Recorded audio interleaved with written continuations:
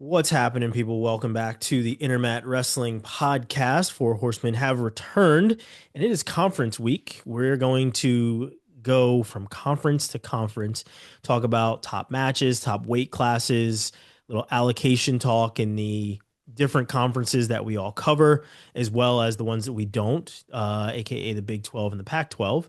And anything else that we feel like talking about during conference week, we'll get into it as we prepare for the madness to go on, the real madness, as a lot of people love to say in wrestling, um, and just have a lot of fun talking about wrestling and talking shit.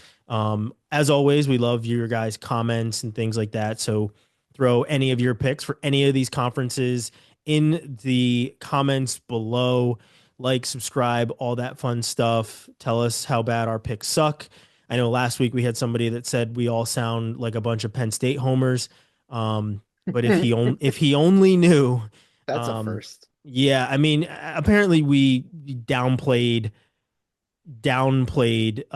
the Ferrari and plot match and said, Ferrari went out and did what he did. And, I maybe it was me that said it. I don't even really remember, but it wasn't worth me going back and looking to see who said it. But it was just like we we gave so much airtime to that match, and the one point where we didn't do a backflip and truly celebrate how great it was, were a bunch of Penn State homers, apparently. How it works. Yeah. That's how it works, right? If you don't praise one team or the team that somebody likes, then you're a homer for somebody else. They're all out to get you. I swear to God, is really how that works. But no, it is what it is. And if I sound like a Penn State homer, then I sound like a Penn State homer. I don't really care. Not a homer for really any team. Sometimes significant wrestlers, but never really any team. Um, on top of conferences on the high school side of things, and it's not something we normally talk about, unless it's big time. I know we've talked Jax Forrest, we talked Bo Bassett. Um, the Anthony Knox situation, it's really caught a lot of eyes. There's been a lot of people that have been talking about it, obviously, on Twitter, him and his dad getting arrested. Um, the weird thing for me in all of this, and ultimately he was allowed to wrestle and he's still going for his fourth title. And, the judge overturned everything. And from what I had seen is like the judge overturned a smidgen of it, I guess, was because him and his dad were the only two that were arrested in this massive fight, which was crazy to me too, was whether or not you were the instigator or not. We've all seen that video that was posted of people just getting like thrown all over the place, and it was madness. Yet the only two people that were taken out in handcuffs, they're both, had the same name and they were taken out. So that was the crazy part for me, is how do you sort through all that craziness and only two people get in trouble? Um, I am, I don't know, but I'm kind of 50-50 on it, right? I'm glad that he's able to wrestle and that this entire thing wasn't a bigger, I mean, it is a big deal, but I guess like a bigger deal in the sense where he wasn't allowed to compete. Um, but I also feel like this, the decisions you make should have consequences, and no one should really be above any of those consequences. So I am torn about that. But again, we're only getting the surface level things that are out there, right? There's, the truth of the matter of what happened is somewhere in the middle, and we're only really hearing one side of it. But what did you guys make of, I guess, the ruling of him being allowed to wrestle? How did you feel about, how it went down and him being allowed to go out on the mat? Robbie, I'll start with you. I know you kind of got in a couple different discussions on Twitter about it as well, so I'm going to let you kind of start things off. I mean, yeah, for the most part, they were civil and good discussions. I think, and this is kind of, I guess, where I'm the old curmudgeon in the group. I'm the oldest. I have the most kids. I've probably coached longer than most of you guys, so I think I have an interesting experience with this kind of thing on the high school level. It's hard for me to see an athlete blatantly break the rules, regardless of what the circumstance is. And we'll get to the circumstance in a second. blatant disregard for the rules, clearly got an altercation, there should be consequences for your action. That's how you learn not to do things. Um, every school that I've ever coached at has a very clear blanket policy for wrestling season. Every sport's different depending on the number of contests they have. But for wrestling, it was fighting is an automatic 4-match suspension. Doesn't matter if you started it, doesn't matter if you retaliated, doesn't matter if it's on the mat, doesn't matter if it's in the stands, doesn't matter if it's the first match of the year, doesn't matter if it's at state, right? Or states, wherever you're at. Appreciate the It's delineation. yeah. But there has to be consequences for actions or there's no change in behavior. And we're enabling this kid, because he is a kid, Yeah. to get by with wildly inappropriate actions with no consequence. Now, everything that led up to it, you hear all this stuff about how the fans were purposely egging him on and saying things to his family, his team, and it was every other team in the crowd versus St. John's Vianney. Is that how you say it? Yeah. Some Vianney, I private school believe. that's different from it's geographically different from the region that they're in or district that they're in. Yeah.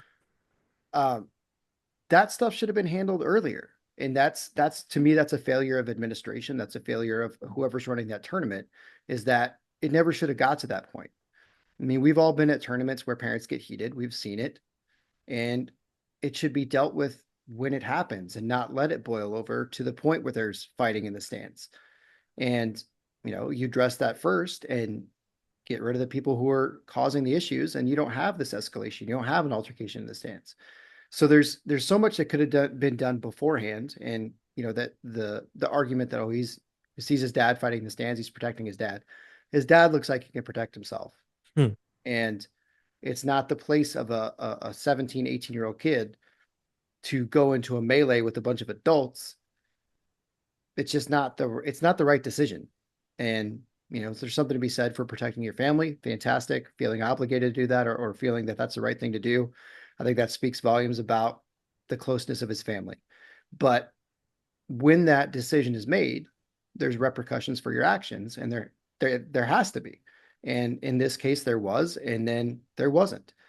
And there's certainly an argument to be made that more people should have been punished, other wrestlers, other fans, that there should have been additional suspensions because he wasn't the only wrestler involved. Completely agree with that. Anybody who was involved should have been dealt with.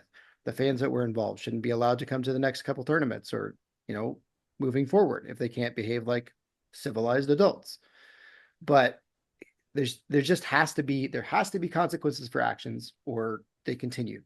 And we're enabling him to do effectively whatever the hell he wants because now he's been shown that there's nothing to hold him accountable. Yeah, and I agree with that. I mean, I think the consequences have been kind of kicked down the road. Because as we've seen, like he's been charged with whatever at this point. Um, so there could still be some sort of consequence. I am hopeful. I think it's what, like, was he charged with, like battery or something like that? Battery, yeah. Um, I am hopeful that it isn't something that does go that far. I hope there is, certainly like I said, I believe that every action there should be consequences. I agree with you. Um, I'm just hopeful that it's not just him being punished because it's not like he was fighting his father, right? Like Agreed. those are not the only two people that were involved. So if that is the only hammer that's going to come down, that's unfair. And I'm not saying that because he's a great wrestler and I want him to have a bright future or anything else. It's not fair in any circumstance. It just And I think isn't. that's what the So judge said. Effectively, that's what the ruling was, is because it wasn't across the board and addressing everyone who was involved. It's not fair that he gets this enforced and other people don't. So it's not, exactly. I don't know. It's a situation that should have been avoided altogether if it was done, if it was run the way it should have been run. And that's, I don't know, that as someone who's run multiple tournaments, it's an easy thing to deal with before it gets to that point. Agreed.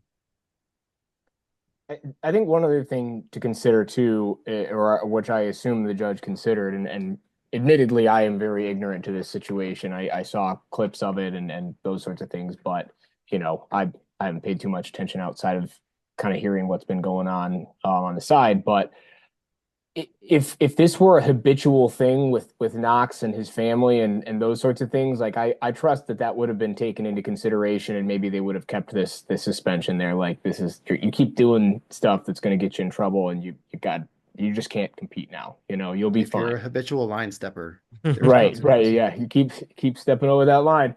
Um, but I trust that that's likely not the case. I haven't heard anything about the kid's character, that would lead me to believe that that's the case. So, um, under the circumstances, I hope he recognizes that this is a privilege that, if he were a two-time district qualifier, he probably wouldn't have got, quite frankly, right? Like they just would have been like, I don't know, man, you fought, you're out. So, I'm sure he'll take a moment to appreciate this opportunity and follow through with his career and hopefully move on and learn something from it still. Austin, your thoughts? Yeah, I tend to agree with Robbie. Just what's his teaching? Like you guys are all saying, your actions should have consequences, and you just keep kicking this down the line of, hey, you screwed up, but because of a technicality, you're off. It's like, well, what does that mean? We all have eyes. We all saw what happened. Um, Not a fan of it, but like parents are kind of can be shitty too. We all know that. Should have been handled differently before you even got to that point. I agree with all those points, and just funny tidbit. I was telling my wife about the situation, and she goes, "Oh, was this in New Jersey?" She kind of guessed right off the bat, which I thought was funny, but just she happened to be right. So Of take all the that. 50 states, that's what she guessed first. Interesting. Yeah. Like, where was this? Delaware? No, Kansas. I hope that, I mean, I think Anthony Knox is going to have a bright future. He's going off to 100%. Cornell, and I think that things will ultimately be fine. I am just hopeful that it doesn't carry on to the point where he really is severely punished, right? Like it didn't seem like, and from what has come out, it doesn't seem like anyone was like taken to the hospital. It doesn't seem like anyone was like severely injured or anything else like that. It seems like it was just a fight, guys. Like, so if it was just a fight, okay, cool, it's over. I'm sure each one of us has been in a fight at some point in our lifetime, right? So it just kind of is what it is. And like I said, I am hopeful that everything turns out okay. I want to see the kid wrestle, but I also believe that your negative actions should have consequences. So that's my thought on all of Worst fights happened at the Eagles Super Bowl party, and I'm sure it. everybody walked away. Probably. Yeah, I mean, Austin's black eye healed pretty nicely after, I being had at two the of them. parade. You should see the other guy. Yeah. So, I mean, that's just what those Eagles fans do. They're very brutal people. Fights either happen in Jersey or they happen in Philadelphia, and that's just kind of how all of it works, right? The river cannot contain them. Don't let the nice pen zip up fool you guys. Austin is from the Lehigh Valley through and through, and we've seen some punches thrown in our day. Even though I will say, I mean, it's funny that like you look kind of around the country, and whenever I look at like high school tournaments and stuff, and I've obviously been able to see a number of them in different states, and then I think of like how we grew up going to our district tournament where it was like it got to a certain point where both big school and small school for the semis and the finals share a gym. Um, and there's a number of teams in there, and not a lot of fights happen in this gym. It was, so it's very surprising to see like back home in the Lehigh Valley, like think how things go with having so many of the top teams in in the state and in the country, and not a lot of fights go on. I'm very impressed with that, especially this year where the top 5 teams in the state were all from the Lehigh Valley, and they were all basically pissed off at most likely Notre Dame and Bethlehem Catholic for recruiting violations, or whatever they like to call them. So I'll put What it did in air Marcus quotes. Freeman So do? what did what? What did Marcus Freeman do? Why is everybody mad at him? I don't know. I don't know. Oh, He's a good guy. different Notre Dame. Different Okay, Notre got it. Dame. Yeah, Yeah. he would be. His son is being recruited though, so who's to Yes, he say? is. He might end up in Michigan with Kevin. Go blue. So we'll certainly see. Yeah, I texted Cue the Marcus's. sign. Yeah, yeah. I texted Marcus's brother about that, and I was like, "Hey, your nephew might end up heading off to Michigan." He's like, "Yeah, it's weird being on this side of like recruiting with with his brother," and he's just like, "Yeah, so we'll see kind of what happens there." But they're wishing all the best, and they're from Ohio too. So the fact that Michigan was the first school to kind of show up is it's kind of weird. So. But all right, guys, let's talk conferences. Let's get out of the muck and the craziness and the stupidity, and let's go EIWA and Ivy. Last year it was one tournament. This year it's two, and I'm going to let Austin kind of take it away with how many allocations each one of these different conferences gets. What are some of the things, I guess, allocation based things that you saw that were egregious, and then talk top matches and top wrestlers and some of the things that have kind of gone on, and then we'll get into making some picks and stuff. Yeah, well, I'll start at um, elephant in the room. Probably 133 for the EIWA is going to be very competitive. News dropped last night. Ryan Crookham is not competing, um, which a lot of us kind of thought would happen recently, but it was, I think, another week or two he might have been cleared to wrestle, but that's beside the point. So they actually have one allocation, the EIWA. Ethan Bergen of Army pretty much earned that, but you got Matty Lopes, who's ranked, Kurt Phipps, who's also ranked, and Waterman from Drexel, who's also in the RPI. So you got four, potentially five guys that can find themselves in the coaches ranking in the RPI battling for one spot, which, if I was looking at this 2 weeks ago, I was looking at two, possibly three allocations for there. So definitely not ideal for the EIWA for that conference. Moving down the list, 41, there's two. Pretty straightforward there. Coder Hunt, 7th in the country right now. Probably going to run away with that at 141, looking for his second EIWA title. 149, a little shocked at EIWA, only got one. Just with Malik Hines from Lehigh not earning an allocation. Trey McDaniel from Army did. So those two, if they do meet in the finals, will be an interesting matchup for sure. Hines won that one, I think, like 12-9 last time they met, 12-10, something like that. So going to be some good scrap in there. 57, again, only one allocation. Logan Rosinski from Lehigh earned that one, but you got guys like Luke Nichter in there, who's in the coaches rankings, just shy of earning a spot. Braden Roberts of LIU is having a good year. He spent 2 years at West Virginia, and now he's at LIU. In and out of the coaches rankings, 33rd in the RPI, having a good year. And then you got Jonathan Lay of Navy, who was 19th in the RPI. Again, just kind of missed his spot there. So from what I've seen, a lot of guys on the bubble from the EIWA that, were in that 28 to 33 coaches ranking RPI range, just short of missing it. But, if you want to find a positive out of that, if they do end up, one spot short of qualifying automatically, being close to earning an allocation does go a long way for getting that large bid. 65, Mulvaney and Filipovitz, Bucknell and Army kind of leading the way there.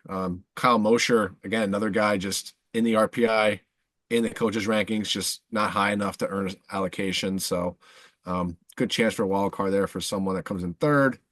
74, probably my most anticipated bracket I'm looking forward to. You got guys like Casella, who's 8th in the rankings, Danny Wask, rounded 12 last year, 13th. Miles Tackett's a Bucknell. Look out for that guy, 16th in the country, has a lot of good wins this year. Harkins from Army, 29th in the rankings, and then Josiah Queen, 32nd. You got guys in the RPI, Campos from American, Rylan Rogers from Lehigh.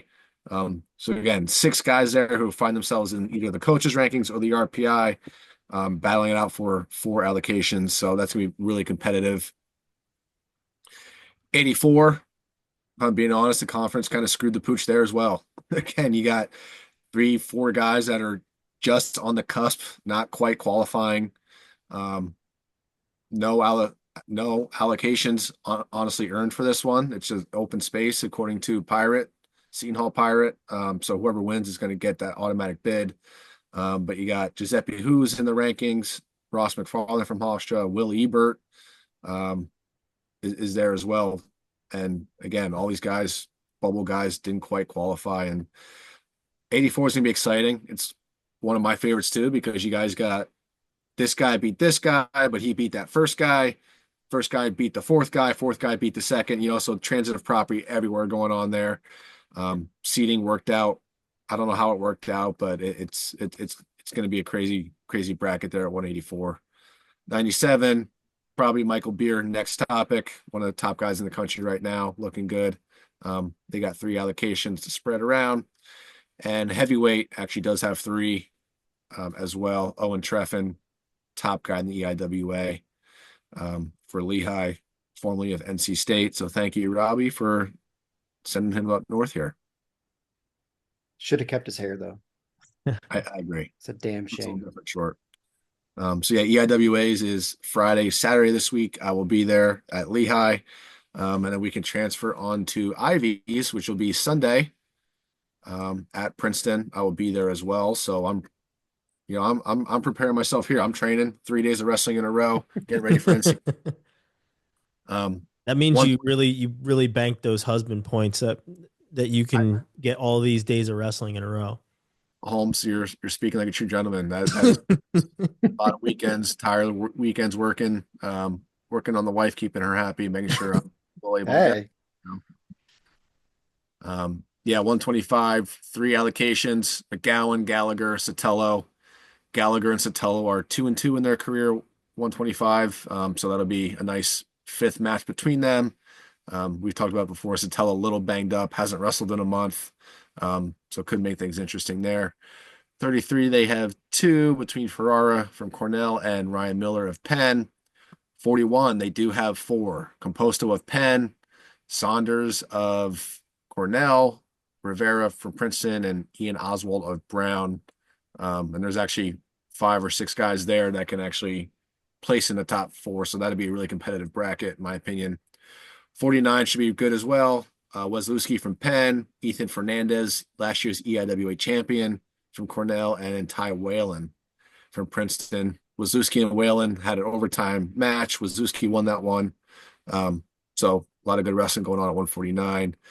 157, Meyer Shapiro, probably going to be the heavy favorite there. He's good. Yeah, he's pretty tough. He does have a loss to Harrington by injury default this year.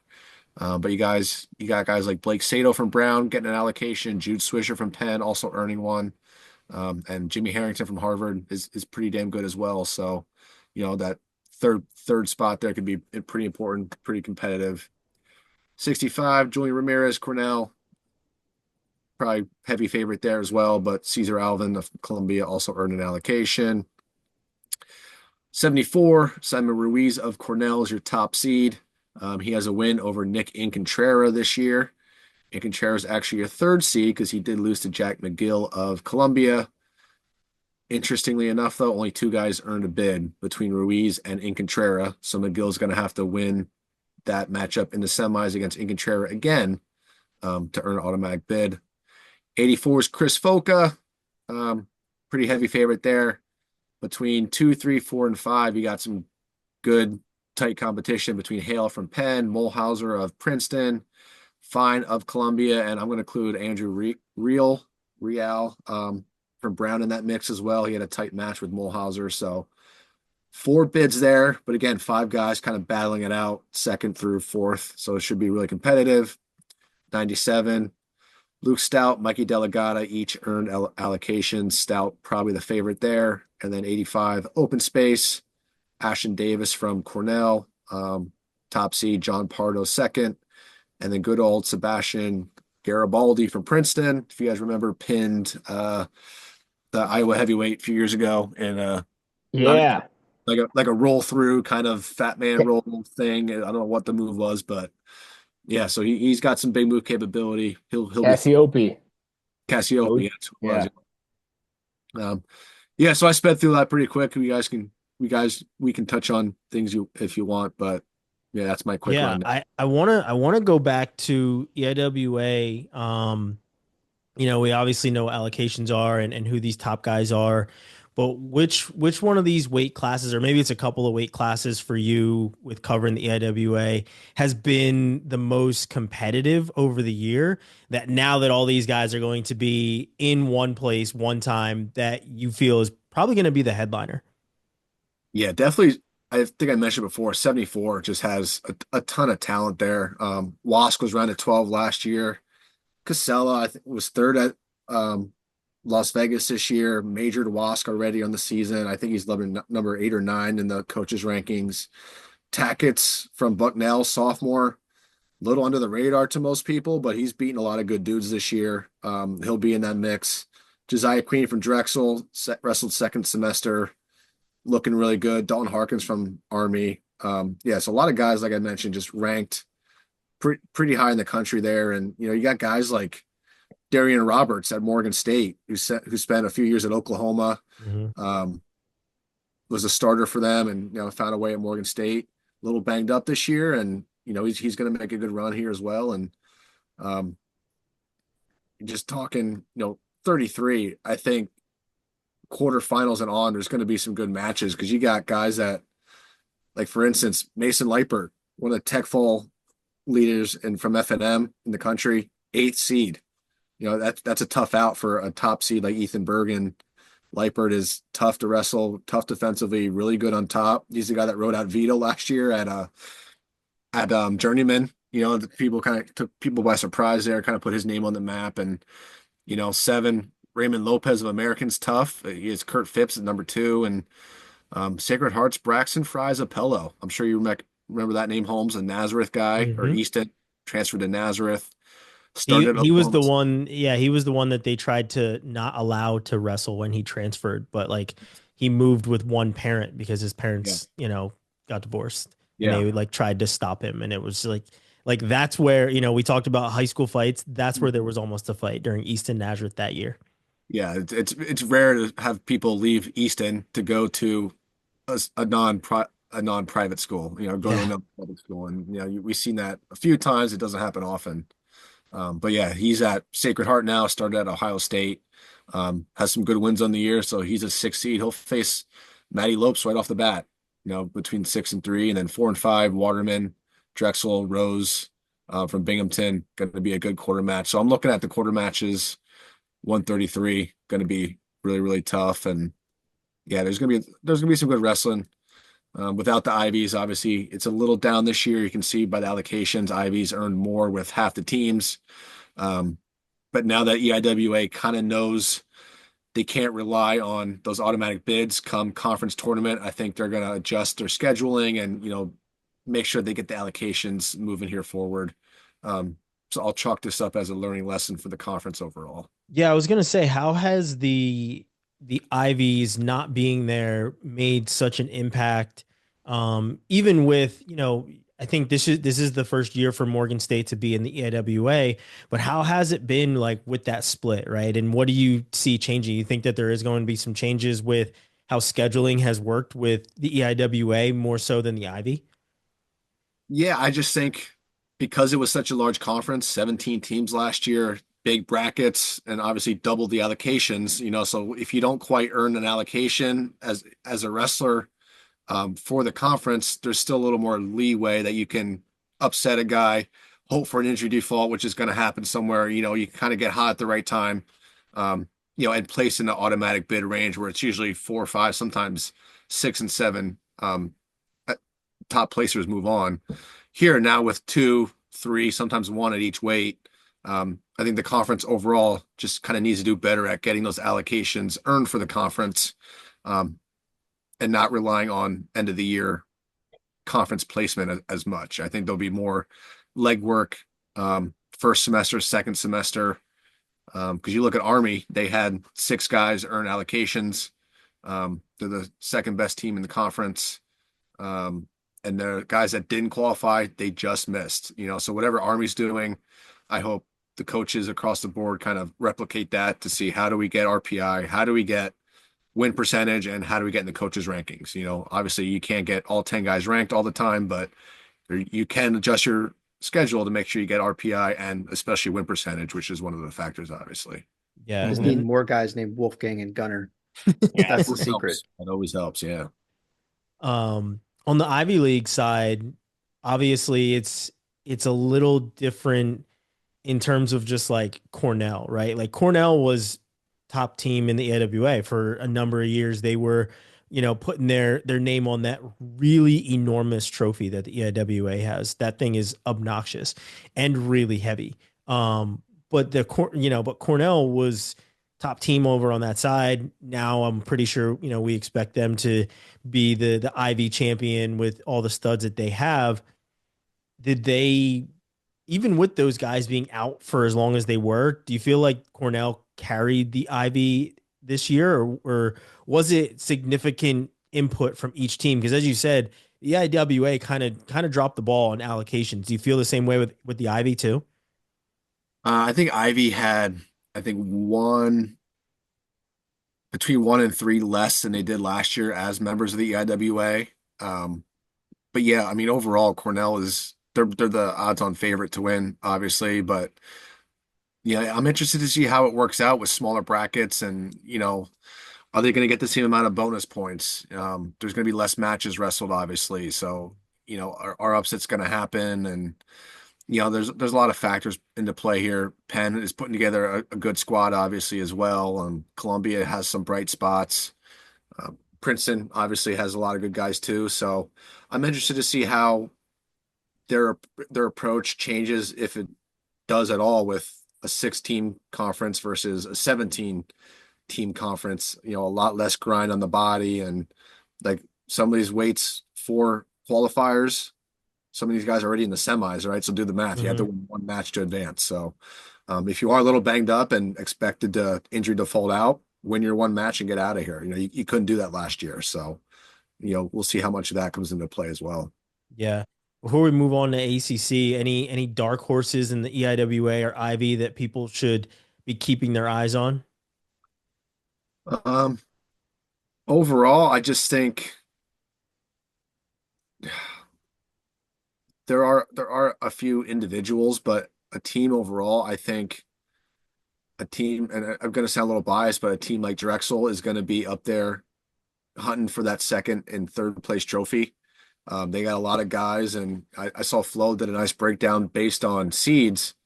Drexel's actually looking at third place, right behind Army West Point. So as a team, they might come out and shine and put on their best product. Binghamton's always going to be in that mix. Flo has Navy down at 6 based on seeds. I think Navy's going to probably overperform that a little bit. So I would probably put Navy vying for that top 3 and even runner-up spot. But I mean, yeah, we'll see. LIU had their first D1 national qualifier last year, hoping they can replicate at least one of those guys again this year, which is awesome to see. Obviously, it'd be great to get Morgan State a national qualifier as well. Being the first year in the EIWA, it'd be awesome to see those guys make history. No fast cars for LIU, correct? That is correct. Yeah, he was in the lineup, not in there anymore. And we did talk. Morgan State did have Sincere Bailey registered at 149. He's been a scratch as of this afternoon, so we won't see Sincere Bailey. Interesting. So still One thing potentially just one fast car and one Bailey for NCAAs. I wanted to throw out too at Ivy's at 149. I was looking at that. There's the 3 allocations there. And am I misremembering? Wasn't Kai Owen down at 141 early this season and bumped up? Yeah, he was down the first half. FNM Open, he bumped up to 149, and he's kind of stayed there. And yeah, Fedolin, who was 149 for Columbia, moved up to 157 now. So Columbia is doing a little bit of a midseason bulk job. But Kai Owen, qualifier last year at 141. I think he was 7th in the bracket when they brought 3 or 4 maybe, but he earned a wild card. So yeah, he's tall, lanky wrestler. He can definitely pull an upset here, pinning someone on top with his cradles, and he's good on top. So yeah, like I said, Columbia just kind of figuring out where they're at as a team with Coach Pritzloff first year there. again, it's all learning experience for these new coaches, especially with these new conferences, and we'll see what happens here. I'm excited for it.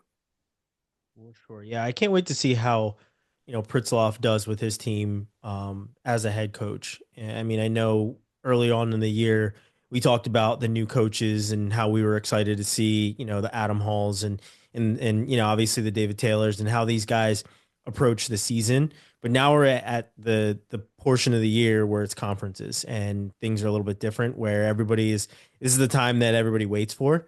So to see how these head coaches now navigate conferences, get their guys ready, have them peaking at the right time, and prepare them to steal an allocation or, hold on to the allocation that they've earned. That's the interesting part, right? And then obviously getting to Philadelphia and how they perform. So this is the time that everybody is really going to be watching, and so I'm anxious to see how the head coaches that we had on our radar of how were their programs going to perform across all the different conferences that we have. How do they follow up with what they've done during the season? Because there's been a lot of really good things that has obviously been done during the season outside of how things have gone for Oklahoma State and David Taylor and how they've only lost literally one dual meet the whole year. Adam Hall was doing some great things, really putting a lot of butts in seats too. So that was, always something that to kind of take notice of. Kevin, what were you going to say? I was going to say, just be careful not to be called a homer. Don't be talking positively about too many other teams here. I know. I got to be careful because there's so many new coaches. We don't want to give too much praise to too many of them. Honestly, go Hawkeyes, Caw-caw! Right? Like honestly, if I am a homer in any sense of the imagination for coaches, it's gonna probably be Adam Hall of the new regime because you know he was always a good dude. I mean, he's still a good dude to me now, but I'm saying that he was always awesome to just a good guy to be around, right? Like he is just one of those guys that you love being around. And so yeah, homer status, big time to see what UVU does.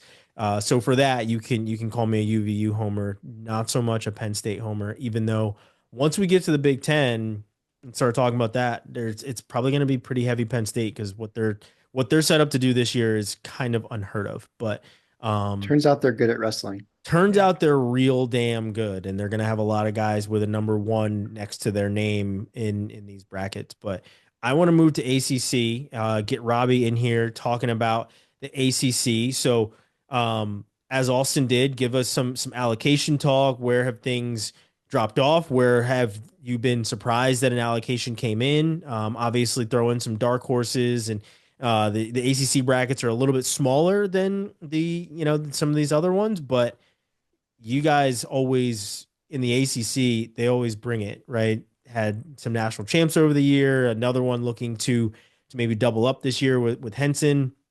But let's When talk it happens. allocations and things like that. Not if it happens, when it happens. So from what I put together for my thoughts on allocations, it was really only three short. I thought they would get another one at 33, but they lost that because Arini didn't have enough matches at 33 to be considered for RPI because he started the season at 41. I thought there would be one more at 57 and one more at 74, but same kind of thing. They were both just on the edge of it. UVA kind of struggled with qualifiers, and a lot of that was because of match count, because they had so many guys who were out for multiple matches in the middle of the season with either injury or illness. So a lot of their guys were right on the bubble and just missed the cut at a few different weights. So they're going to be one to keep your eye on for stealing bids because they're finally healthy and they're in a good spot going in. But just looking real quick, 25 is going to be wide open. They have four qualifiers. Stanford hasn't had a 25 all year. Provost taking a medical year. Duke does not have anybody entered at 25, which I'm still trying to figure out. My best guess, because they've had three different guys wrestle at 25 this year. My best guess is that Grimminger got dinged up and they don't want to burn the red shirts of the other two freshmen. That's the only thing that makes sense in my mind, but I haven't gotten confirmation on that. So there's only 5 in the bracket at 25, all 5 of whom with 4 qualifiers, 4 allocations, All 5 of them are rated, are ranked top 32. Kevion Roller was just outside the bubble on either RPI or coach's ranking. He was right. He was 1 off in one of those rankings to qualify a spot. But it's going to be a fun bracket. You got Ventresca at the 1, Vince Robinson at the 2, with Eddie having that last one in the duel, Spencer Moore at the 3, and then Babin and Kevion Roller will have the 1 first-round match. So it's gonna be an interesting semifinals, I would think. I mean, Babin and Roller is kind of a toss-up. Babin won the duel, so you kind of lean that way, but it'd be Ventresca, Moore, Robinson, and Babin in the semifinals. It's gonna be a fun one. That 25 is going to be a real fun weight. So keep your eye on that one. 33 is going to be one of the more tightly contested weights. Ethan Oakley got the 1 seed. He's had a fantastic year. Mostly second half has been really, really good. He was great in ACC competition. Definitely earned that 1 seed. McGonigal at the 2, Tyler Knox at the 3. So that's going to be a tough semi. And then Kyle Rainey and Gable Porter are going to open up. I'm interested to see how Kai does coming off the scale. I think that's been the biggest thing. Getting back down to 33 has been a challenge, and he certainly doesn't look full strength. I'm hopeful that his cut's a little easier and he's able to handle it. But you have 3 qualifiers at 33, so that 3-4 match is going to be big, and I would expect that whoever loses that 3-4 match, I guess kind of depending on circumstance, they would be a very good candidate for a wild card. 41 has 4. It's pretty cut and dry. Sam Latona is the 1. Dylan Sedano is the 2. Sedano's only loss on the year is to Latona. Jason Miranda had a great second half for Stanford. Jaden Scott and Troy Homan are the 4-5. Homan bumped up a weight, so he's been wrestling well. I don't think they expect him to qualify, but he certainly has the ability to get there. So Jaden Scott, Troy Holman will be a really interesting match opening round. Keep your eye on that one. 49, also pretty cut and dry. They have 4 qualifiers. It's going to be a pretty contentious bracket on the backside. I think Henson's a heavy favorite. Lachlan McNeil's the 2. They did not wrestle in the duel. Because Henson was out with injury at that point. So a Henson Lachlan McNeil final would be a very, very interesting matchup. But each of them are going to have a tough test to get through. McNeil will likely have Abbas, but Finn Solomon's also wrestled really well in the second half. Jack Geoffrey is a wild card. He's been out with illness. He'll have Quay Bizians in the first round. Could possibly see an upset there. That would be big for team score if that actually happens. Backside on that one's going to be pretty interesting too. 57 has 3 qualifiers. Hippolito at the 1, Ed Scott at the 2, Dylan Evans, who's had a great season, at the 3. Sonny Santiago will have Grigor Chalakian. This is one of the weights I thought they would get 4. I thought Santiago would get one. He did not. He was right on the bubble on one of them. I don't remember which one it was, but he's right there.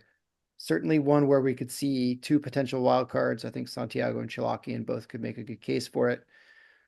Geoffrey, the other Geoffrey, Michael Geoffrey. 157 does have a 6 wild card. It's the only one. All of them have 4 except for 157 and 184. Yeah, 57 was a weird weight nationally because there's a lot of guys that were right in that clump at the end, which is why there's so many wild cards and why Santiago probably didn't get an allocation. But Michael Geoffrey's going to be one to watch. He was having a really good season, then went out with illness and was out for an extended period of time. He's back healthy, back up to weight, looking good. So he's certainly one to watch on the front side. He'll have Dylan Evans in the first round, which will be a tough test because Evans has had a heck of a year. 65 got a ton of qualifiers. They got 5. Hunter Garvin's the 1. Nick Hamilton's the 2. Derek Fields will have Aiden Wallace, which is a solid matchup. Wallace was a scuffle finalist. And Jared Kessler and Mac Church will be the 4-5. That'll be a good one too. The interesting thing at this weight is Charlie Derricott was a second semester transfer from Stanford to UNC.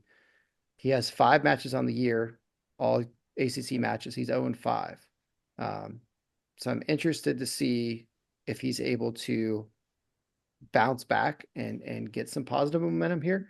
But 65 has been a pretty even weight across the ACC all year. So it's going to be pretty tightly contested. That 5-6 match is going to be interesting. Are we going to Who have ends up? three champions at any of these weights? It's possible. It's possible. 65 would be one where that could be possible. Hey, we had 2 6th place finishers at Big Tens a couple of years ago, so I think That's anything's true. possible. That's true. It is. It's very possible. 74 was another one I thought they would get another qualifier. They have 4. I thought they would get 5, but Wolak clearly did not have the season that most people were expecting of him. Ogunsanya has been great for UNC. He got the 1 seed.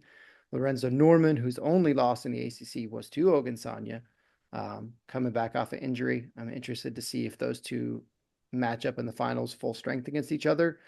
See if Norman's back to 100%. How that match fares, because he got an early lead and Ogunsanya wore him back down in the back half of the match. So it's an interesting one to watch. Keep your eye on Rocco Contino here from UVA. He's dangerous. He's coming back off an injury and finally feels back to 100%. So he's one to keep your eye on. He's got a lot of pinning potential, a lot of big move potential from him. And then Lennox Wolak and Matty Singleton. Singleton handed it to him in the duel, but Wolak's a returning All-American and has shown that he can navigate difficult brackets. So he's been a coin flip all year of which version of Wolak we're going to see. So if the Hokies are hoping to win the title, they're going to need a good performance from him. And same thing at 84. Reese Heller's the 1 seed. Dylan Fishback's the 2 seed coming off the win over Stewart in the duel. Gavin Kane's a 3 seed.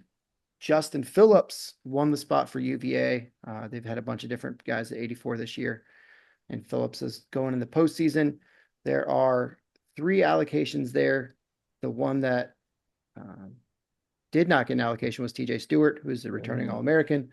Again, same thing. He just hasn't had the year that most people expected. He's had flashes of being fantastic and back to that All-American form, and then some matches where you just scratch your head and not quite sure what's going on. So we'll see if he's able to turn that on for the postseason like he did last year, because he made a hell of a run last year at ACCs and NCAAs. 97 top seed is maxed out, making 2 stouts. 1 seeds in their respective conference tournaments this year. There are 3 qualifiers here, or allocations here. Stout earned 1, Stemmet earned 1, and Andy Smith earned 1. Those are your 1, 2, 3 seeds. That one's a pretty cut and dry weight, has been all year. Those have been the 3 who are at the top. I don't expect a lot to shake out differently on that one. And then 285, we have 5 qualifiers. Which one was one that surprised me? I thought there was going to be 4. Trumbull's a 1 seed, undefeated in the conference. Jimmy Mullins, a 2 seed, only loss was to Trumbull. And then it gets really convoluted because these guys all had wins over each other. Neves has had a fantastic backside of the ACC season, won the last 3. Wins over Pitzer and Ming. Ming and Pitzer will meet in the first round. Barkett's been ranked as high as, I think, 15 this year. And he'll have Nolan Neves first round. So that one's going to be a very interesting one to watch, to see how that first round shakes out and what the backside will end up looking like. But again, it's probably going to be a 2-team battle for the team title. The Hokies and the Wolfpack will both be in the thick of it at most weights. Stanford also has a potential to shock some people with a lot of high-end talent. And same thing with UNC. Because we all know how much points matter with semifinal wins, and getting to the finals makes a huge difference. And both of those teams have a lot of potential for multiple finalists. So it's going to be a really fun one down in Durham. It's the first time that Duke has hosted since like 98, I think. So it'll be in Cameron. So it's going to be a fun venue to see, a lot of good wrestling there and a good crowd, because the ACC tournament always has a good crowd. Awesome. I mean, when it comes to like just looking through all of these brackets and seeing, the really good first round matches in some cases, are you are you kind of surprised at certain guys not getting allocations, right? Like Orini and Wolak and TJ Stewart, like all of those guys Three returning or All-Americans who didn't that's what I earn was saying, or allocations. all Americans, returning All Americans, and didn't have very good years. Do have you gotten any intel on how those guys are feeling? Obviously, TJ Stewart, we've seen him kind of come alive in these last couple of weeks, and kind of be the old TJ Stewart. But as you said, Orini different on the weight cut this year. Wolak has obviously been banged up this year. Any intel on how these guys are feeling going into the conference tournament? Everybody seems to be healthy. I think TJ, out of the three, TJ is probably in the best spot, followed closely by Orini. I think had Orini just started at 33, he would have easily earned an allocation because he Mhm. was, I think, only had one loss or two losses at 41. So he's got a decent record this year, has some head scratchers of losses. Clearly wasn't quite big enough for 41, but it's a tough pull for him to get to 33. So he's kind of at that tweener weight right now, and that's the biggest challenge for him is managing that. But I mean, he's shown time and time again that he can beat anybody on any given day. And I mean, I expect him to qualify either through the tournament or with a wild card. And I mean, he's shown that he can get to Saturday and get on that podium. So I also want to throw Matty Singleton in there too. mhm. Not so much as a homer throwing him in there, but because he hasn't really had the year either where he has been shaky, and he does have a win over Wolak, but both of those guys have not been on solid ground really this year. How have things started to look for him as well? I think Singleton's biggest thing has been mental. I think he's got the physical Mhm. skills and he's shown, I mean, this is his third weight class that he's wrestled at. He's finally at the right weight class. So I think it's just a matter of him having the confidence in himself. And he's got enough big wins this year that I think he has that. And that the win that he has over Wolak and the fashion that he did it, I mean, he put it on Wolak in the duel and looked fantastic. So I think he's got a lot of positive momentum coming in, and he's going to have a hell of a route to manage because he's going to have Wolak, who's a returning All-American first round. He wins that. He's going to have Ogun Sanya, who's looked fantastic this year. He wins that. He'll have Luca Augustine or Lorenzo Norman most likely. So he's gonna have a tough route to get through. Um, but he could do it. He certainly could. I mean, he's one that you could see being a surprise finalist. Um, and same thing. I mean, you could also see TJ Stewart being a finalist because he's shown that he can do it. And I don't know. There's a few weights like that are interesting to see who's going to come alive at the right time and who's going to have their best version of themselves because that's going to make a huge difference. So we'll see. We'll see how it shakes out. I know you brought this guy up earlier, but I wanted to throw out 133 because like if you get Kai Orini coming off the scale and a guy like Gable Porter is not the guy you want to see right away, No. and then Porter lost 4-2 to Oakley, and then he was beating him at the scuffle before getting thrown to his back like in the last 30 seconds. Yeah, he was beating him pretty heavy. He was up by like 7 and then Mhm. didn't take his So, foot off the gas and went for double unders, and it did not end up well for him. yeah. So that's, I mean, that's a very capable 5 seed ready to Hmm. go. So Agreed. another one to watch. Agreed on that one. I'm gonna be doing a Big Ten article of like matches we didn't see during the season that are gonna be potentially happening at the tournament. Is there anything here in the ACC that maybe it's a match we did see? Maybe it's a rematch that people should be looking out for, or a match we didn't see that you're looking forward to in the ACC? 49. Jack Giaffre and Coy Bisgins, I think will be a really good match. Um, UVA's, like I said, UVA is kind of a wild card because they've had the second year in a row, they've been just hammered by injuries and illness and didn't have the season that they were expecting with, they have a solid lineup and a lot of guys that are potential qualifiers. And they seem to all be healthy now and in a good spot. So I certainly think they could make some noise. Geoffrey has the ability to beat Biskins and could make a run. I don't think he's going to beat Henson because I don't think anybody's beating Henson this year. But I mean, he could certainly make some noise on the backside and qualify. But that's a tough weight. So we'll see. Selfishly, I want to see uh the Stanford kid at 57, Chaloik, was his name Chaloikin? Chalakian. Chalakian, yeah. He's so fun to watch. Dude is I want to wide see, open. I want to see him beat Santiago so he can wrestle Hippolito because that'll be a fun match. And I want to see We Hippolito. didn't get to see that again. because Hippolito was dinged up for that duel. So we didn't get to Yeah. see that one. Yeah, I want to see guys throw each other. That's a good one to watch if you want to Yeah, see. that'll be a fun one. That's just me personally. 50, that whole bracket, honestly. Ed Scott, Gregor Chalaki, and Hippolito, all just a lot of potential for explosive moves. Yeah, can we just get like a round robin? Like I don't really like turn off the scoreboard and just let them let go. it fly for Just let it fly and see what happens. Pin to win. Yeah. Yeah. Do you like guys throwing each other? Sort of Only only pins advance. That's the only way you advance in this one. Check out 157 in the Atlantic Coastal Conference. It's now the All Coast Conference. Get it right. That's right. Now that we've got Stanford, it's the All Coast Conference. You surf on both coasts now. Yeah, it's ridiculous. All right, let's move to the Big Ten, where me and Kevin reside, and we do not have brackets yet. We do have allocations.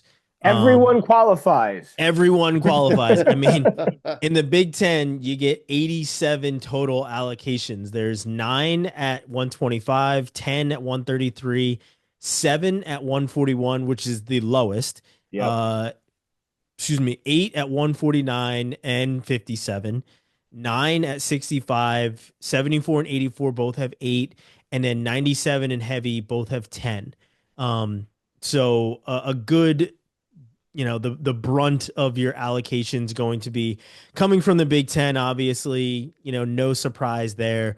And then you got to remember, you also have 43 at-large bids that are going to be kind of going to the Big Ten. I mean, they're going to be thrown into the mix of all these different conferences, right? And somebody's going to end up stealing them. And Austin's already talked about obviously that happening in the EIWA where there's only one allocation in at 133 and 141, and so there's going to be a number of different guys that are stealing allocations. But like the Big Ten having 87, even though they have that many auto bids, it's going to be tough to get an at-large for the Big Ten. And it normally is, right? Like it normally is very tough for guys to come out of the Big Ten and get an at-large bid. But like I said, all we have is allocations at this point. We don't have pre-seeds. We don't have brackets or anything. However, we do have the best rankings in the country done by our man Earl.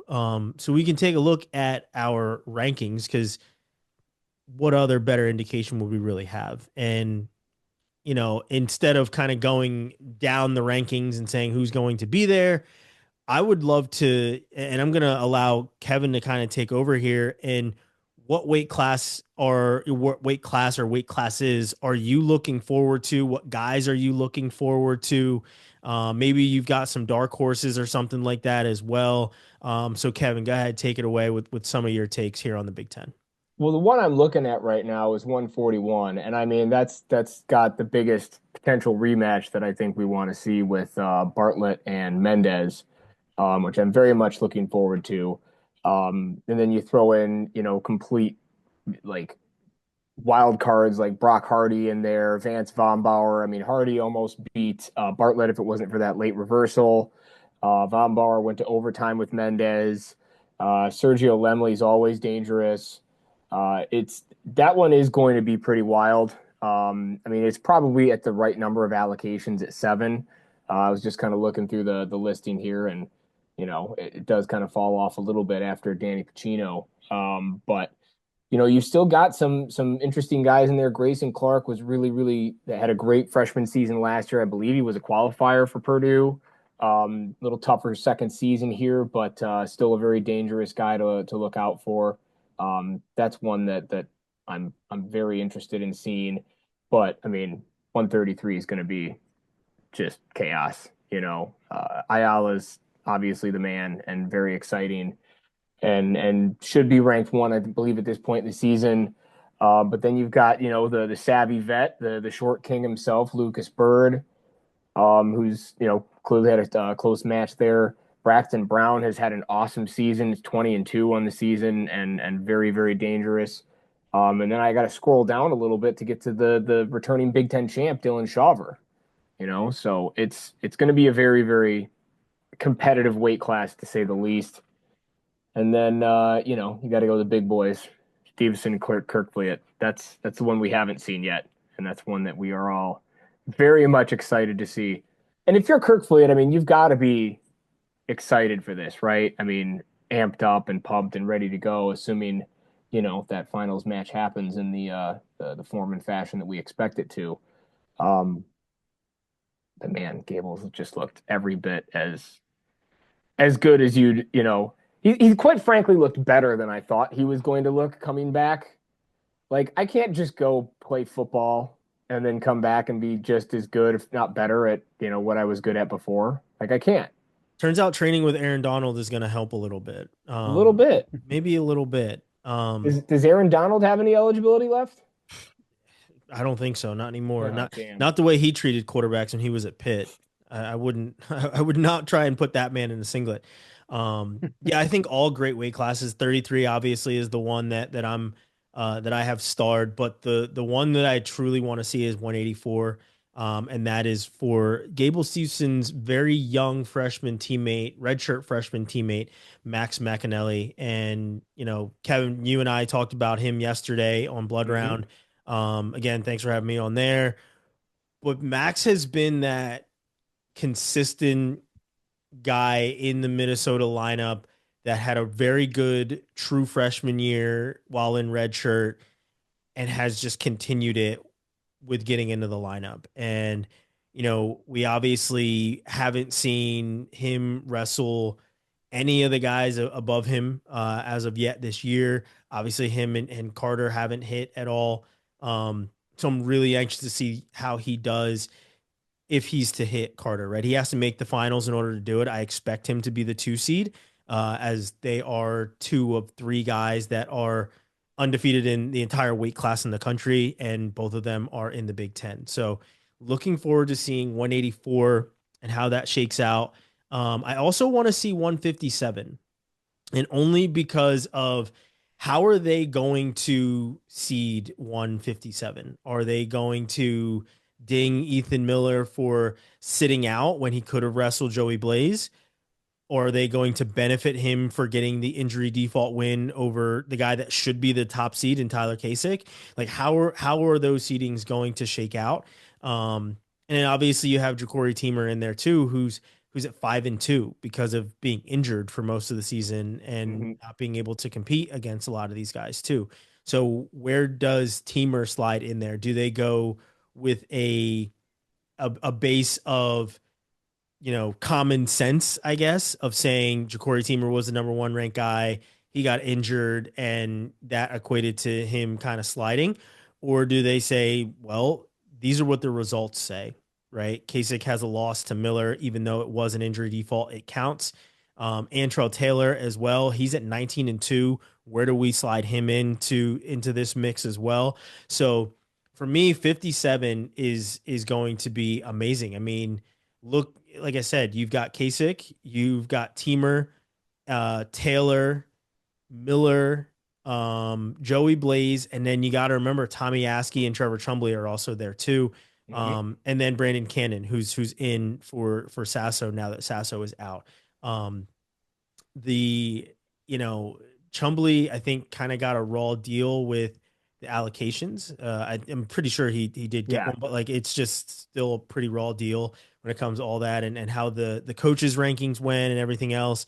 When the coaches rankings came out, it really did solidify, at least when our episode came out before the coaches rankings. And then we had the number of coaches that either reached out to us, either publicly or privately, to say how correct we were in that. And then you saw how the coaches rankings were done. And you're like, yeah, I think we're on to something here. But kind of is what it is. But the Big Ten at 57 is going to be the most interesting for me based off of seeds and how they treat that injury default.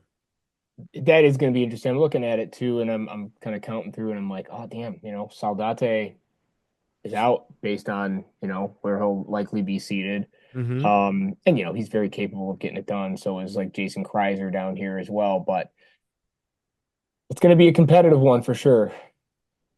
165 is going to be fun. I mean, for everybody, it's going to be fun for Mitchell Messenbrink, but like to see how the rest of it figures itself out. Baggy singlet and all. Yeah. I just like watching Bo Mantanona wrestle people. So whoever he gets his hands on will be fun for me. Yeah, I like that. Very true. Yeah, I mean, when it comes to the team race, and before we even get to that, right? As I said, not Penn State homers, but when you look, if we're using the rankings as any indication as to what the seeds will potentially look like, Penn State is favored to have a finalist at 8 of the 10 weights, from 41 to heavyweight.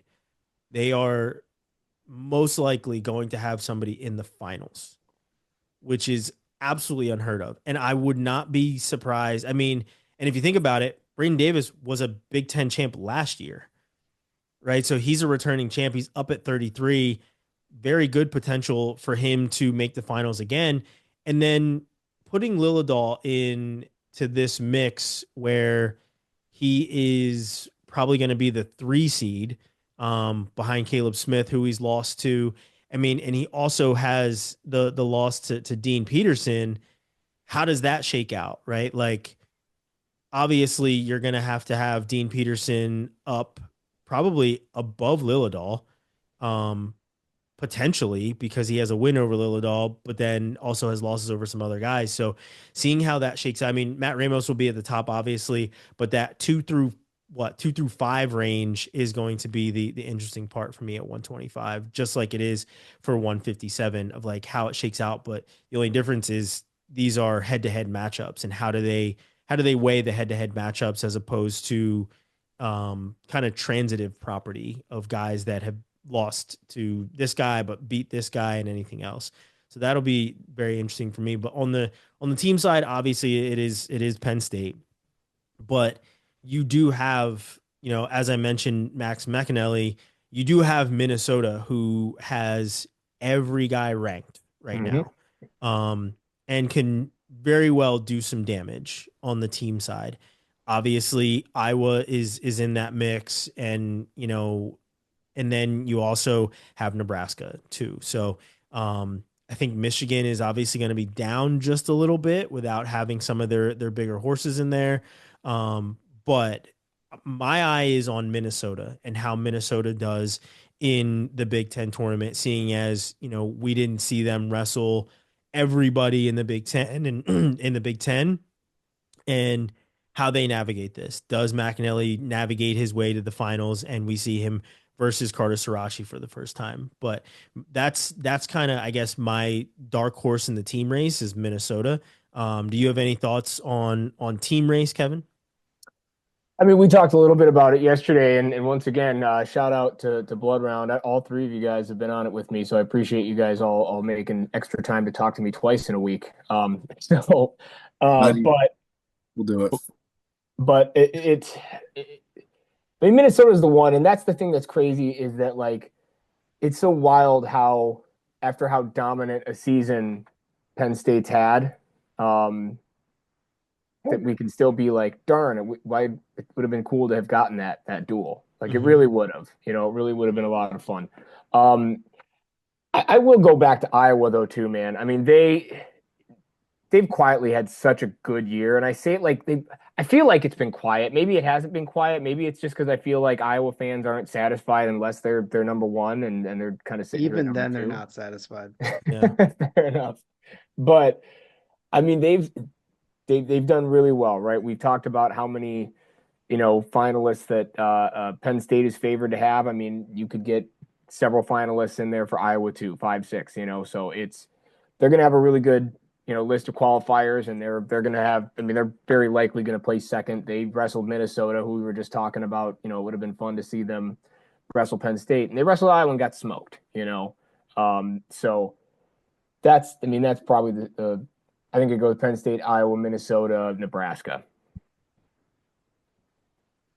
With Ohio State in there is kind of like a wild card. If Rogotsky just pins like 4 dudes, we'll see. Yeah, and Possible. what's funny is everyone talks about the transfers, right? And the transfers that have been in all these lineups. And then you look over at Ohio State and it's like, yeah, they don't really have any of those guys. Like transfer portal didn't really head to Columbus. So even though think about how fortunate they are with the depth that they've had. Exactly. That's what I'm saying. Like they have incredible depth and it has zero to do with the transfer portal. And everyone talks about, look at Oklahoma State's team and all the transfers they have. Look at Iowa and all the transfers they bought, right? Like all these different people that want to talk about buying talent or, taking it from other teams. Scotty Sentes has been on the forefront of that these last couple of days on Twitter. If you guys don't follow Coach Scotty Sentes of Campbell, make sure you go look him up on Twitter and you can see what he's talking about. But Ohio State has tremendous depth, and it was shown throughout the year. I mean, and that's just at 133 with Ben DeVino alone, with just seeing how well that freshman has wrestled and how ready he looks against very good competition. It's very, very, I mean, his match against Davis that I fortunately got to call in Nashville, very impressed with that kid, but they are still kind of a wild card when it does come to this team race. You don't know what you're going to get from an Ohio State. You're not surprised if they're in the mix of this team race, but then you're like, well, yeah, I mean, they don't really have the same sort of set of horses that a lot of these other teams have. So how could they be in this same mix? So that's my thought on Ohio State. That you never know, you don't really know who you're going to get at this point in the season with the team that they have, but they have tremendous depth, and I'm very impressed with the team that they have put together and how they've showed out this entire season. Yeah, this was not their plan, right? Obviously, they're Sasso retiring, and that's a bummer. And we all wish we could have seen him finish out his career the way he wanted to. But to be able to slide in another guy at 57, bump Gallagher up, Rocco Welcher's out for the year. They throw Harchla in there, they're just fine. Rogotsky's great. They lose their 197, and Seth Shoemate just steps right in. He's in ranked top 20. So, I mean, that's pretty impressive what they were able to do with some of the what would have been pretty devastating for a lot of their teams. And good thing that Feldman was able to bounce back from injury, right? Right. We had no idea what that was going to look like moving forward with how banged up and how hurt and injured he truly looked at CKLV wrestling Hendrickson. So, props to the medical team at Ohio State to get him to, back in the lineup and ready to go at this point in the season, because they certainly do need him. I think would you be shocked if he was third? You know what I mean? Like, yeah, exactly. Right. Like he should be in that mix of top 3 at the end of this, right? Like he is, well, I think, like I was going to say, I think that's Gable's only match that didn't end in a tech fall or a pin all year. It was still bonus points. It was a major, but went the distance, right? Mm-hmm. So very different game from Ohio State and what we've seen from them, but very impressed, very, very impressed by what they put out there. Those tanning beds must have medicinal properties to help him heal up. You got to get a little sunshine on your face, even if it's artificial. For the young kids, that's a Richard Pryor joke. Not sure if you guys know who Richard Pryor is, but yeah, I mean, the Big Ten is always fun, as always. Sucks that we have to wait until tomorrow to get brackets, and at least I should say today when this comes out. It'll be Wednesday when everybody's watching this, but it will be out before the tournament, obviously. But yeah, at this point, at the time of recording this, we do not have pre-seeds. We do not have brackets for the Big Ten. As always, they are the main event with all 80 something of their allocations and where most of the champions that we get come from, the Big Ten. So we'll certainly see kind of how things shake out over the course of the couple of days that they wrestle. And it should be a ton of fun. Before we get out of here, let's head to the 12s. We've got the Big 12 and the Pac 12. And I want to go to the Pac-12 first, mostly because their brackets consist of 4 guys. How are they stretching this into an 8-hour event? Yeah, I mean, you got to get your money's worth, right? This could literally be all done by lunchtime if they really wanted to do it. But it won't be. But it's the weight class that I'm looking forward to is 133, and in the Pac-12, and it's the Nasir Bailey versus Seth Romney match that I want to see. Romney pins Nasir Bailey during the year. A month later, Bailey beats him 8-2. Now they're seeded 1 and 2, right? Because essentially Bailey got the last laugh during the year from another duel that they had. So I'm guessing. I mean, this tournament starts in the semifinals, so I'm guessing we'll see the rubber match in the finals and see kind of how that shakes out. When it comes to allocations, I know there's another match obviously that we're looking at in this one, but when it comes to allocations, both 125, well, I should say 125, 133, and heavyweight all have 2 allocations. Um, what is it? 149 and 197 have 3, and then the rest all have 1 allocation. So win one match at 25, 33, and heavy, and you're in. I mean, same can be said at 49 and 97 as well. Win one match and you're good to go. Is really all it is. You either got to win your first one or you got to win your last one in order to advance at 49 and 97. Speaking of 97, I'll let you guys kind of jump in. And what do you guys think of how things are looking at 197? I think it Ferrari's kind of one looks seed. what we expected. I Mhm. mean, it would have been nice to see Stephen Little as the 1 seed since he's been putting it on the line, but at the end of the day, it doesn't matter a whole lot because either way he's going to have to win one to get to the finals. So, um, I would But even expect still, it doesn't make sense that AJ Ferrari's the one. I understand there's only no. 4 guys, but it doesn't make any damn sense that he's the one. Agreed. Agreed. He should have to go through Munoz. But I don't know. It's I just want to see the match. That's really what it comes down to. I want to see how Ferrari actually stacks up against the top 10 guy. And Little has had a good year coming off an All-American performance, and I'm interested to see how that actually plays out. One of those guys has won a national title. So just saying. And Years one ago. of them has a 665-pound deadlift, baby. Wasn't it up to 67? I don't know. Nope. I felt like Hasn't it moved was in 4 years. No, 675. It's on the back of the new Stagnant. t-shirt. We're that's stagnant. right. 675. That's what it was. 675. It's on the I knew back there of was- the new t-shirt. Yeah. Oh, moving on Yeah. up. Yeah, 675. Yep. I mean, it's a lot of weight. But is what it is. That's what I curl. It's fine. No big deal. Yeah. Not bad. I once saw somebody squat 705 pounds. That was incredible to see that. If once we're talking about some weightlifting numbers, but I honestly don't like that AJ Ferrari is the one. I don't think that he should be. I mean, at the times that the chances that he had to wrestle guys that are ranked in the top 20, he wasn't around, right? And we accepted it at the beginning of the year when he was supposedly banged up for CKLV. Happens, right? Like, you hadn't competed in a while, you got a couple matches in, maybe you got banged up, whatever else, your body wasn't ready for it. But then when Stephen Little is, coming to town, you're again nowhere to be found. So you can't reward that the when the losses that Stephen Little has aren't even in the conference. They're both undefeated. I feel like they gave Ferrari the national championship treatment. Even though you probably, and again, we can make the same argument for Gable. However, Gable has wrestled a lot more top competition in his conference, but Mhm. you can't go back that damn far in order to utilize an accolade.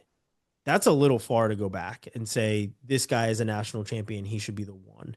I do agree. I should point out I was being facetious, Yeah. but yeah. Yeah. But Yeah, I just mean, I go was ahead. wondering what the tiebreaker was because obviously Deadlift. they're both in the coaches' rankings. They Depth both of splits. win percentage. Little's in the RPI and Ferrari's not. So I'm not sure what the tiebreaker was. Maybe like Holmes had probably has something to do with being the returning national champ. But yeah, it'd be interesting to find out just how they figured that in because And all three of them, I mean, essentially those bids are Ferrari, Munoz, and Little. yeah, Cole Jackson, sorry, but like that's what those allocations are. And the fact that Ferrari's not even in RPI are just like, I think we need to switch that one up and just make it a round robin. Whoever comes out on top, you're the champ. yeah, I But like that. yeah, everybody should wrestle everyone. I honestly hope The that whole Munoz tournament is should healthy be. too. Yeah. Yeah. wait, it's on Thursday? I Yes. thought it Thursday. was on I thought it was on Friday. No, Interesting. this is on Thursday. It used to be a week before First, everyone. Remember those days? yeah. I guess they're still trying to do that and get the officials out from the West Coast. Yeah. So But you don't need a whole lot of officials when there's only one mat. So yeah. Tournament starts at 12:30 and is there only one mat? that's what Willie said. I mean, you could run this in like 3 hours if there was two mats. One's all you need. Yeah. I mean, I mean, I would why? go I don't two. understand why you stretch this out, but I would go two mats. I mean, you go two mats, you have the tournament starts at 12:30. you're done by 4.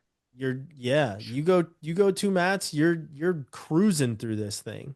And you're already holding it on a Thursday. It's not like you're expecting a large contingent of people traveling in from, a great distance. It's going to be family who will show up on whatever day, and then Yeah. whoever's local. So if you're starting at 12:30 on a Thursday, why not just throw down two mats and bust it out? Just get it all done. Yeah, well, here's what it is. Let's jump to the other 12 in the mix, and that's the Big 12. You pack the 12, and then you've got another set of big ones coming right along beside it. 125 is right off the bat. I think 125 is going to be a ton of fun in the Big 12. Um, I'm I will say I'm happy to see Steve O'Pullen back to being Steve O'Pullen. Because he did have that year where he was the Big 12 champ, and then last year wasn't looking very good. This year he's 18-1. And is looked pretty solid in a lot of these matches too. So, and again, I know I probably said this last year, but seeing his mixtape growing up, I'm glad he panned out.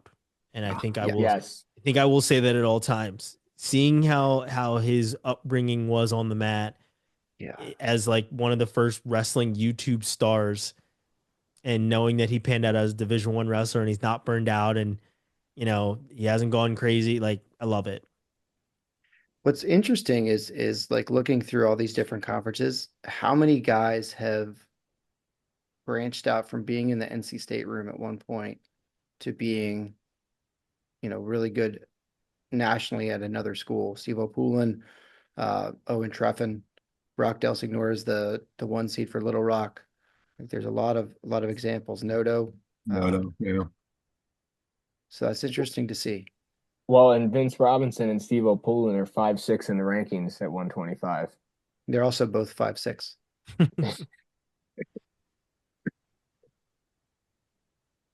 Honestly, probably not false.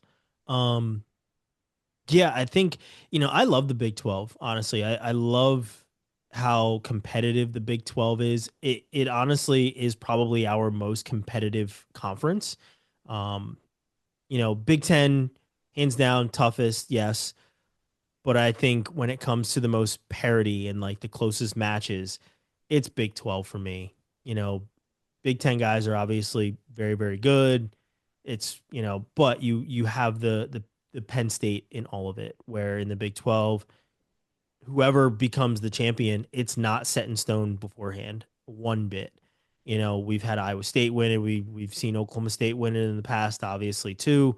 Um, and I think you could throw UNI in here as well as Missouri, um, with how well they've wrestled over these last couple of years. Any weight classes that you guys are looking forward to in the Big 12?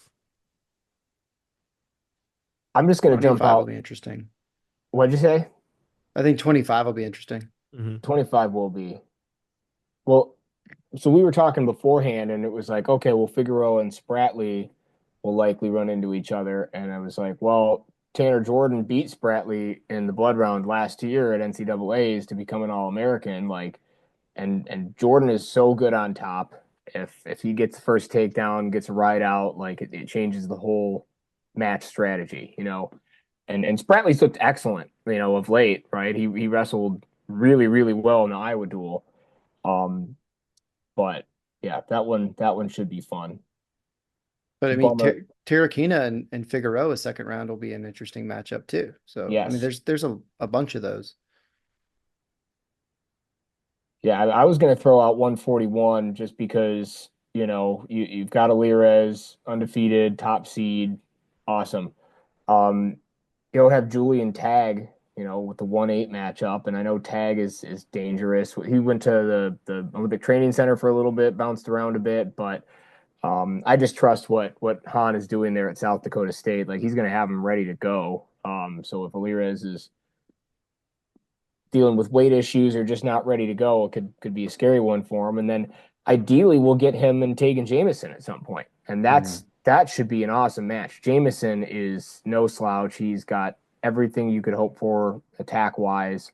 Like you know, just because Alirez is coming back, is obviously not last year's NCAA champ, but 2 years ago before we redshirted, like he's gonna need to be ready to go. And then you've got a Josh Edmond who's always dangerous at 6. Like it's just gonna be awesome. I'm really excited for 41. Yeah, I was just going to mention Alirez, 12-0 in the year. We haven't really seen much of him. He was injured for a good bit of the season. Yeah, he was hurt, and his best win, best competition of the year was CJ Campasso from Penn. That was back in November though, and he beat him 8-2. So I'm anxious to see how Lears does against some top competition. Being in a tight match where maybe he needs to gut it out, just getting that feeling back would be good for him, and better do it now at conferences than NCAAs. My hope is that this year Iowa State has gone over the overtime rules, so that Cody Chittum does not go back down in overtime after he gets a ride out or anything else. I am hopeful that they know he does not have to go back down. He can go on his feet and do his best to hold center and dig an underhook and fight off whoever the hell he's in overtime with. Because that was pretty brutal. That was pretty brutal to see just like how unprepared that whole situation looked in overtime. But I will say, in their defense, we don't have rules that are Makes easily sense. explained, right? Like, I think everyone just accepted the fact that it was like, okay, he was down, now he has to go down, because that's how our overtime has always looked, right? Like, it's just like, oh, it's ride outs. This is just how it works. So yeah, I don't know. It's just very hopeful that we don't have another ride out situation. The other spot that I am looking forward to, and we already mentioned Adam Hall, but I'm looking forward to seeing how Bear Claw looks in his first conference tournament. We've known how good he has been at Penn State and how he's been, behind guys and didn't really have the chance to be in the starting lineup, even though he was probably a guy that had the potential to be an NCAA All-American. He's 18-1 and he's the top seed, and we will get to see how things shake out for him and how he looks in a conference tournament. So, the fact that we've had him around as long as we have, and this is the first time we're seeing him in a conference tournament, I'm like, finally, we can see how this looks. Yeah, What do Holmes, I was looking at that bracket too, and the 6-3 quarter between Amin and Ruiz would be good. I saw yeah, Ruiz as an overtime win against Amin, so Mhm. yeah, that one could go either way there. And then winners probably gonna have Peyton Hall, who is always fun to watch. So yeah, yeah, that's a good bracket. I agree with you. You know what I Yeah, just Bradford's noticed? got a manageable path too. So at 157, this is just a real quick anecdote. Four of the top five seeds have transferred to their current schools. Cody Chittum was at Iowa. Caleb Fish was at Michigan State. I believe Ryder Downey's always been at Northern Iowa. Seabrick was at Iowa. Jared Hill was at Oklahoma. Yeah, I think you're right. long live the transfer portal. Mm-hmm. But I mean, it just goes to show of like putting guys in better situations, Yeah, yeah. Mhm. which you can always can't say enough about that. What are we thinking on? I'm not even going to touch 184 because we've seen this play out a number of times. What are we thinking when it comes to the team race? What are your guys' thoughts? We've obviously seen you and I and Oklahoma State match up during the year, and it came down pretty close. Arizona State has some guys in their lineup that can do some pretty good things. But is this Oklahoma State's to win this year with how they've looked? I think that's the thing I'm most excited about with this tournament. I think it's going to be really, really tight. And like comparing paths, I think I like the way it shakes out for Northern Iowa more than I do for Oklahoma State, as far as the manageability of getting guys into the higher point total rounds, like getting guys to the semis.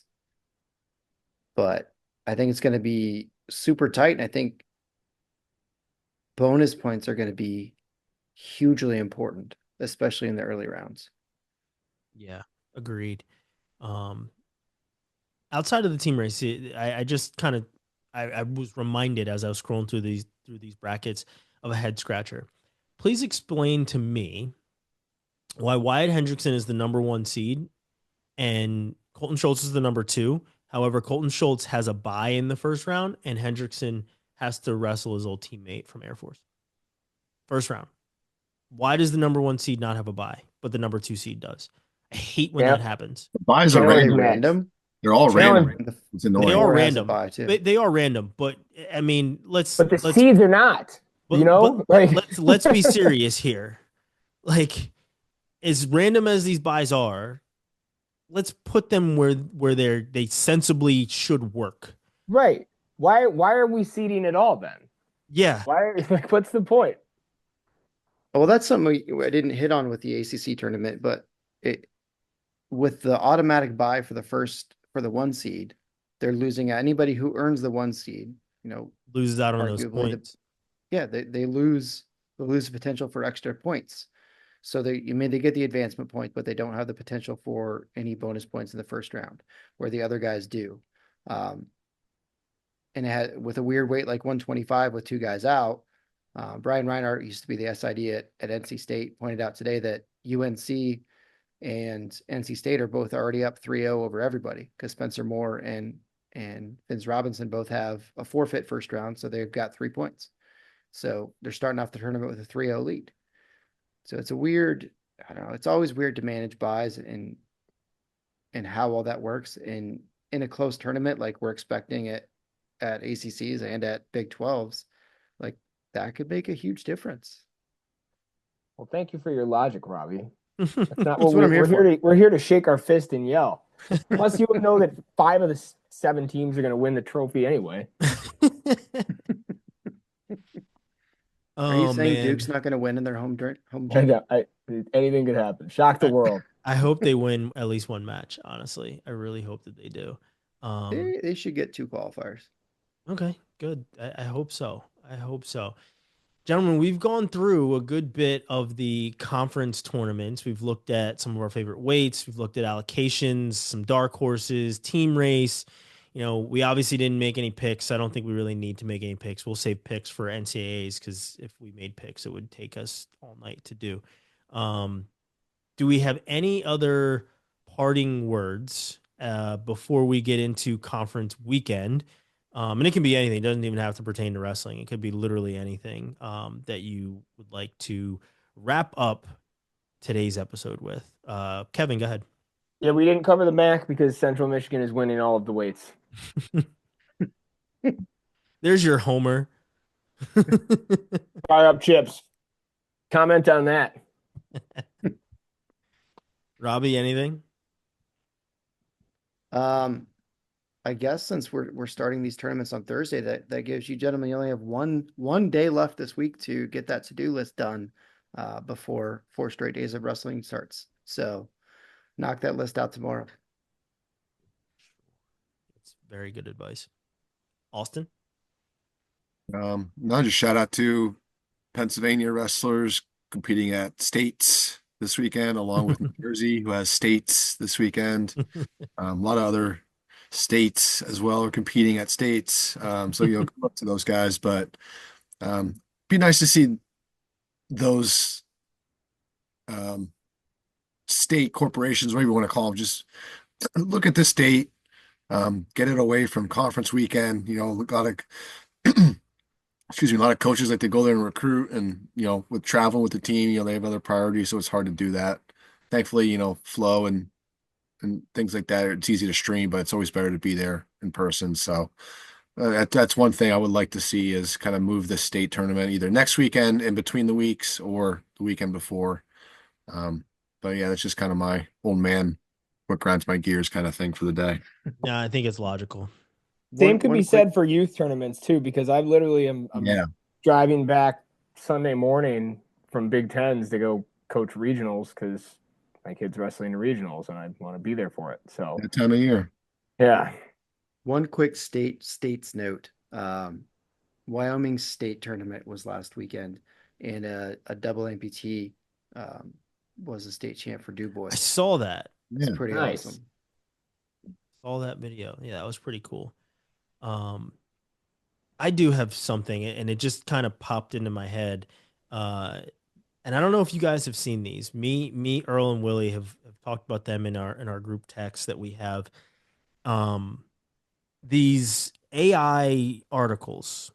Oh, I don't know if you've seen them, but they're horrible. They're really bad, and apparently they're confusing a lot of people in certain Facebook groups. I think the one was in the was it the Beg Wrestling Facebook group or something like that, where there was some confusion that was going on. Wow, I'm shocked.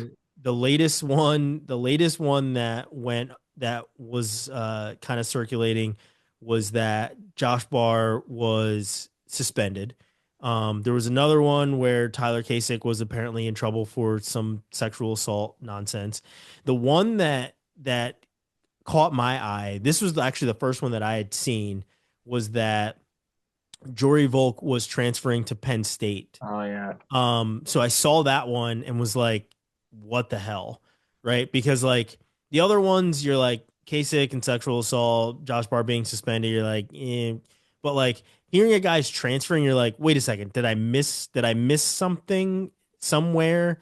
And it made me do a double take and like check Jory Volk's like Twitter and like his social media accounts. I'm like, no, this can't be, because I read the headline. I didn't even click on the article. But it was just like, this can't be true. Like I need to at least like vet this. So to anyone listening, watching, if you see those articles, just ignore the shit out of them. Or maybe just like report them on social media. Because they're really, really dumb and they're circulating. Also terribly written. I haven't, like I said, I haven't clicked on any of them. It's been nothing but like headlines that I've seen on these stupid ass AI articles and things like that. But that's my 2 cents. Like that's the one thing that I think people need to just let these things die. Don't pay any attention to them. Don't comment, don't click, because the more you comment and click, the more they do them, and they think that, they're somehow gaining some sort of traction with them. So let those things die. Don't pay them any mind. And enjoy the wrestling this weekend. As you said, Austin is already well ahead on the husband points and gets to enjoy multiple days of wrestling. Everyone else, I'm sure that you're probably a little bit behind and have to put in those honeydew points. So get on top of that. But while you're listening, watching this, throw some picks, throw some questions, throw some stuff in the comments. Tell us that we're Penn State homers, even though we really didn't talk very much about Penn State, to be completely honest. Tell us that we're homers of any other team. I don't really give a shit. But yeah, keep those comments coming. Like, subscribe, all that fun stuff. We're nearing the end of the year, and we're having a ton of fun as kind of the time that everybody pays attention and is gearing up for is quickly approaching. But as Austin said, any of the high school kids wrestling at their state tournaments, good luck. Want to see even more really awesome celebrations and stuff like that. You're not going to get a team point taken away. Spike that headgear, jump into the crowd, do whatever the hell you want. Have some fun when you win. Don't act Just like don't you've fight been people there. in the crowd. Don't fight people, but don't act like you've been there either. Act a fool. Have as much damn fun as you want. You're a champion, and the winners get to write the history. So make sure it's really fun to reread when we go back and watch it. But as always, always fun with you guys. Love chopping it up with you and talking some wrestling. And we'll see you people next week.